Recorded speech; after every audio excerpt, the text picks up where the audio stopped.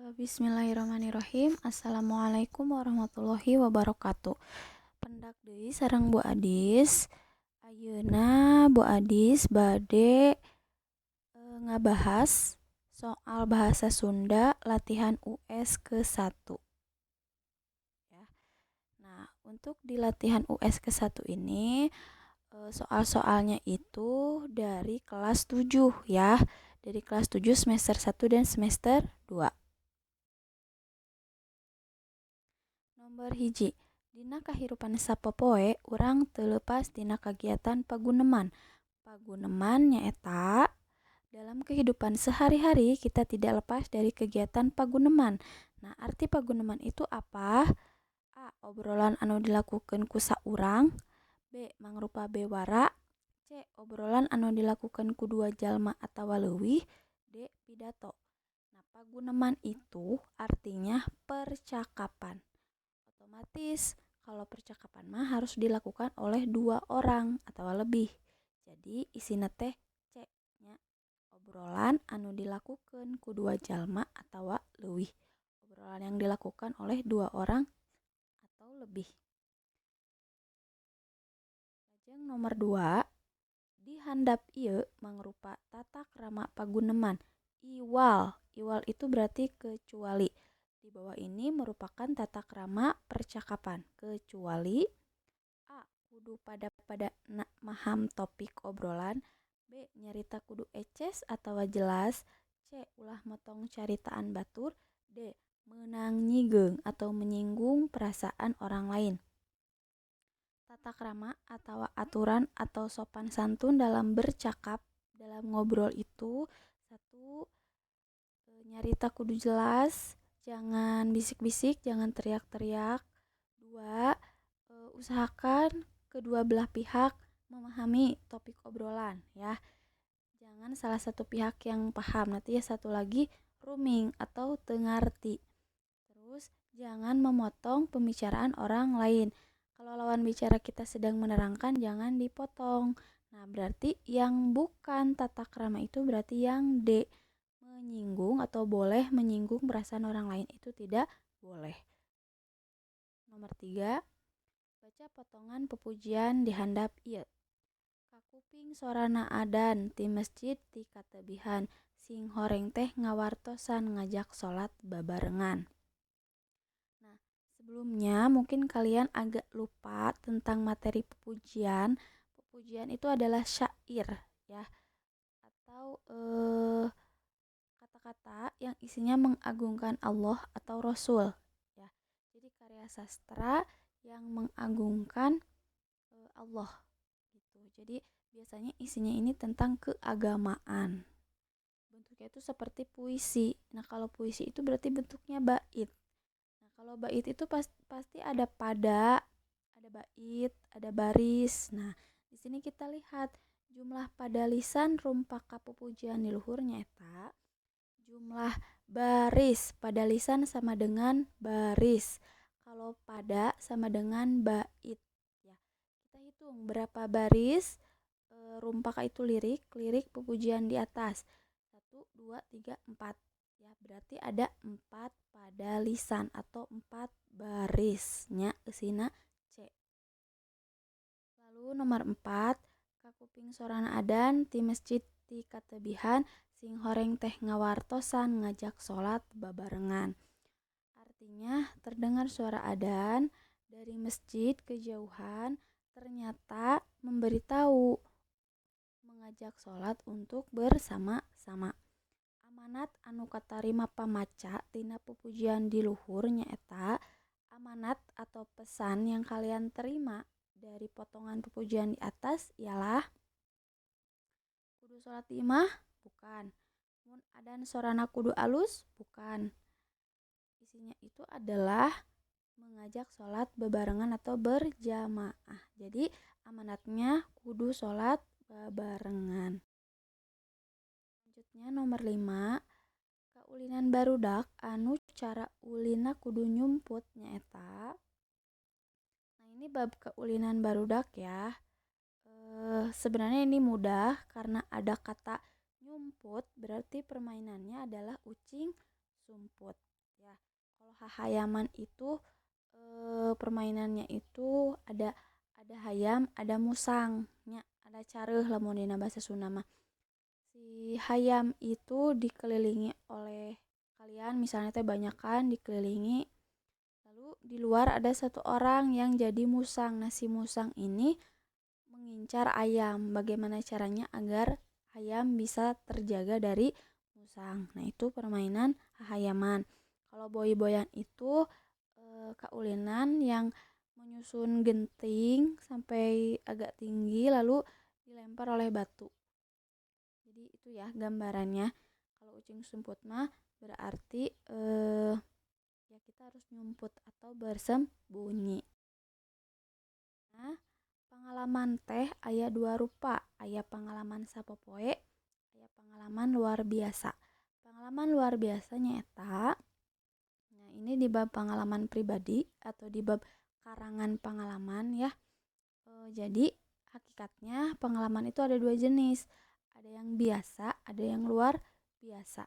Lamun anu biasa mah dilakukan oleh kalian sehari-hari, setiap hari dilakukan, diulang-ulang. Nah, kalau yang luar biasa berarti hanya sekali seumur hidup. Oleh karena itu dianggap luar biasa karena tidak terulang dan tidak terlupakan. Jadi isinya kalau pengalaman luar biasa itu adalah pengalaman anu kaalaman sakali saumur hirup. Selanjutnya di handap ieu anu henteu kaasup ciri-ciri dongeng nyaeta. Nah, ini masuknya bab dongeng ya, masih di kelas 7 juga. Ciri-ciri dongeng itu mengandung unsur pamohalan atau mengandung ketidakmungkinan. Terus teh pengarangnya juga anonim, tidak diketahui. Terus teh sumebarna secara lisan, menyebarnya melalui mulut ke mulut. Ya, berarti di sini yang tidak termasuk ciri dongeng yaitu merupakan carita non fiksi. Mengrupa carita non fiksi artinya berupa carita nyata. Kalau fiksi itu rekaan ya, bohong. Fiksi itu artinya bohong. Kalau non berarti tidak bohong, artinya dongeng nyata. Nah, salah ya. Karena dongeng itu hanya sebuah rekaan atau fiktif atau fiksi. Selanjutnya, sempalan dongeng ieu dihandap anu teu kaasup kana kelompok dongeng fabel nyaeta. Ini masih di materi dongeng.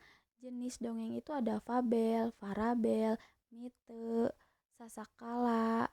Terus ada satu lagi ya, 5 jenis dongeng itu 5. Nah, kalau fabel itu ya adalah kelompok dongeng hewan yang menceritakan hewan atau binatang. Nah, di sini kita cari di pilihannya yang tidak menceritakan hewan yang mana? Yang D ya.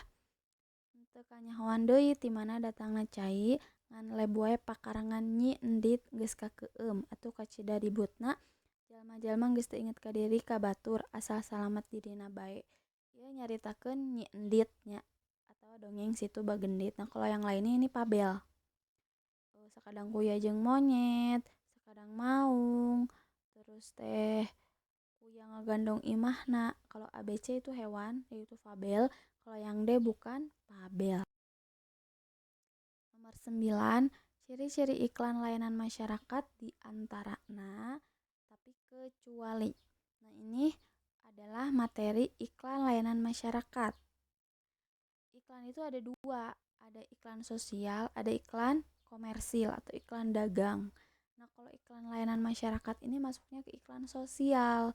Nah, iklan sosial ini tidak berorientasi pada keuntungan, hanya sebuah informasi untuk masyarakat gitu ya.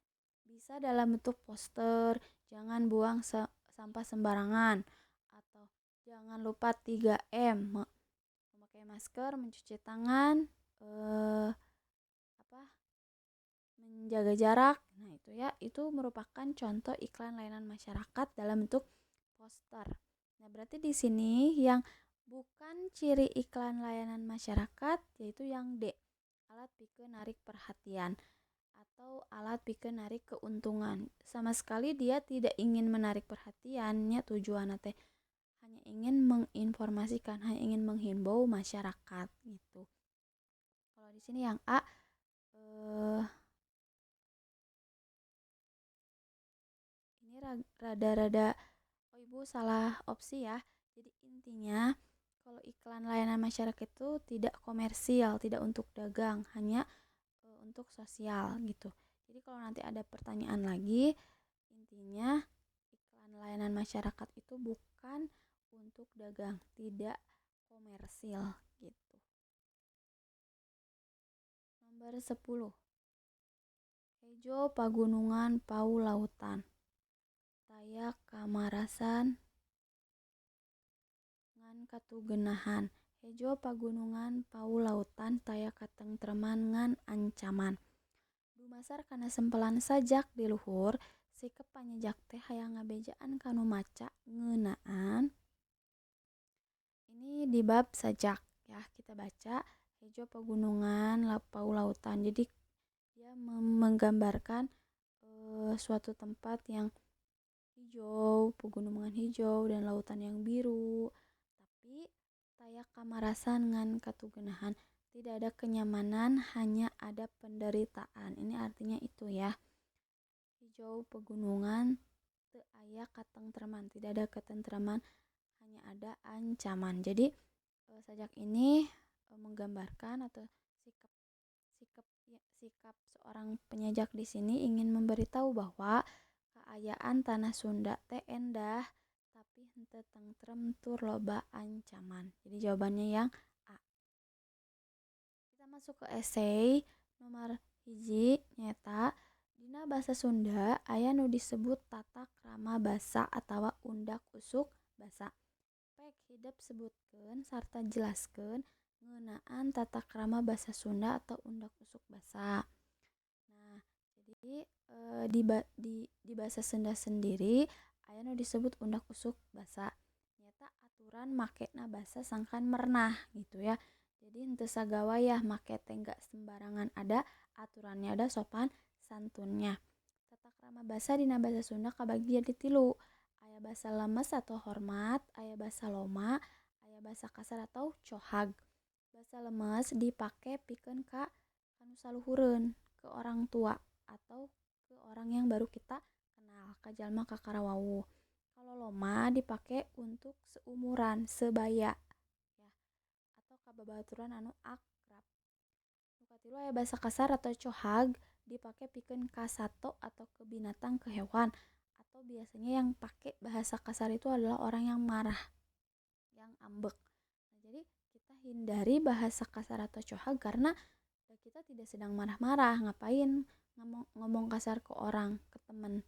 Toh kita nggak marah, toh teman kita bukan hewan ya. Jadi bahasa kasar tidak disarankan untuk dipakai. Nomor 12 atau nomor 2 esai, naon nu dimaksud karangan pangalaman? Pangalaman anu dituliskeun jadi karangan atawa tulisan. Jadi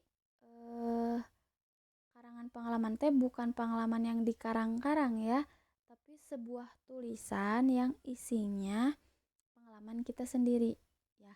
Isinya teh ngabarikeun kejadian anu benar-benar kealaman, henteu dikarang-karang. Sebuah tulisan, sebuah karya tulis yang isinya pengalaman kita. Ya, mungkin itu saja. Terima kasih atas perhatiannya. Sukses. Assalamualaikum warahmatullahi wabarakatuh.